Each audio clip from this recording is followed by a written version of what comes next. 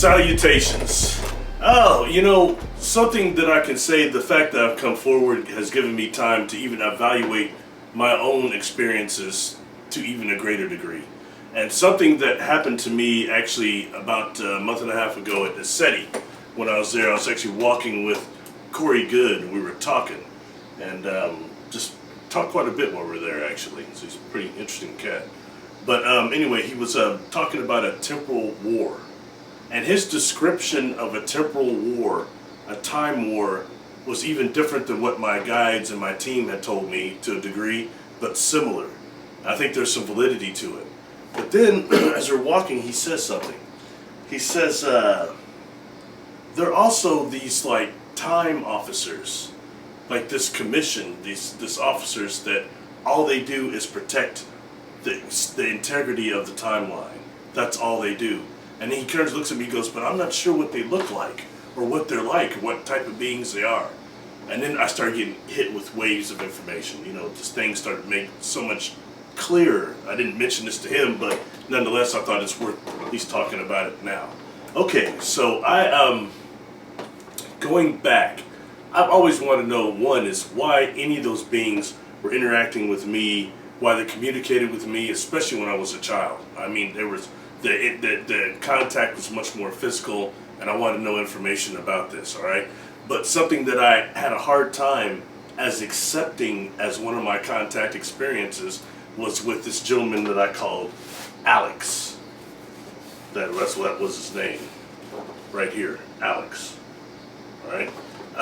He was the Nordic Caucasian gentleman that I met twice when I was young. Now, I've already ate the crow on the Nordics, all right, because I've said so much about the Fabio thing, but yet I have to take this and try to figure out why this was happening to me. Now, something that I've mentioned about Alex is that he was also on board this time ship, the ship that has the windows on it, all right, and most of the ships I've been on are organic and don't have windows to a great degree, all right, so that's something there. He's on this time ship.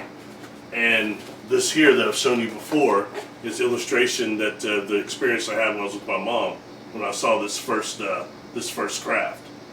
All right, and he is the gentleman standing up there, and there are two other gentlemen sitting there that almost look like clones to him. I mean, they're not quite, but they're almost even more than fraternal twins, if that makes sense. It was just odd. Anyway, and then I met him again at this shop while I was with my mother. She's antique working or collecting, and I was just hanging out with her, and I was looking at these books, and I got approached by him, so I've talked about that. And I've called him, and every 7 years the beings like him that are humanoid that come up on us and they say something heavy to us, something intriguing, and all of a sudden they slip back in the crowd. I've called them charters, and due to how this ship was arranged, I also called them historians. I believe they were historians, because I believe that this deck I was on here was actually, this holographic deck was actually a recorder, holographic recording system. So I think that's a time ship. But now, when knowing that there's been some issues with some of the other Nordics that jumped the timelines and tried to work with Hitler and things like that, we know there's been some incursions going on a lot. When we start going into the private sector of time science right now, there's a whole lot of things going on that we're not hearing about, including the superliminal propagation of information, which is sending data backwards faster than speed of time, backwards through time. Okay, so that's something that's going on right now. You can look that up for yourself and look into the research projects like that. Looking at Dr. Mallet from MIT, what he's doing concerning his circulating light beams. All right. Anyway, what I'm saying is, I suspect that Alex and this part of this alliance I've dealt with might be like Temporal Integrity Commission officers, like time agents. That almost makes a bit of sense to a degree. Now, I've called them charters, and when I say they're keeping charters and interacting with lifetime experiencers, but really it makes you wonder, how experiences individual consciousness is each one of us experiencers that they're coming and communicating with? We have entire civilizations sometime collectively trying to communicate with just one of us here on this planet. That's heavy, that's serious, whether it's interdimensional or extra dimensional. So anyway, that's just something I wanted to address with these type of the Nordics here, that I think that they might be time officers of some type. And I find it fascinating when looking at something I really like, which of course is Star Trek. Whether it's Enterprise, Voyager, DS9, TNG, towards the last season, they all started dealing with a temporal war or a time war, and with people that are trying to war over the timelines. And that's much more realistic than trying to war over time and space, or warring in space, like we see like in the Bhagavad Gita.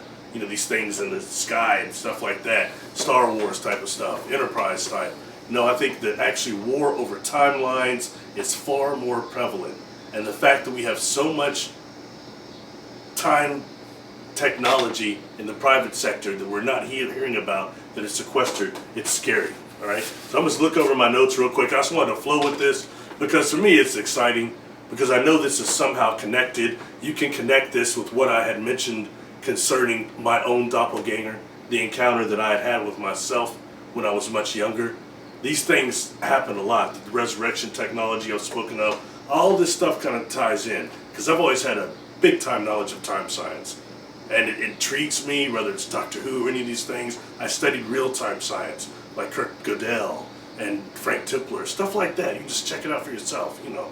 Anyway, tying this into something else that is so interesting, a type of technology I've heard that is Syrian, and it's called the etheric chronovisor. And what that is a device where you sit in it, and it's actually, I think, a type of proton beam or something that's going through you, but you're also near a screen and you're visioning things. You're seeing things universally, like the Akashic records, but it's a machine of some type. And it makes me wonder if that's not connected to like this holographic projector recorder I'm seeing them standing in front of. Just food for thought again, all right? That technology supposedly comes from Sirius A, the etheric chronovisor. I think that covers most of it. Thank you. I appreciate people that have come with me. I gained a lot of subscribers after an interview I did on Edge to Wonder.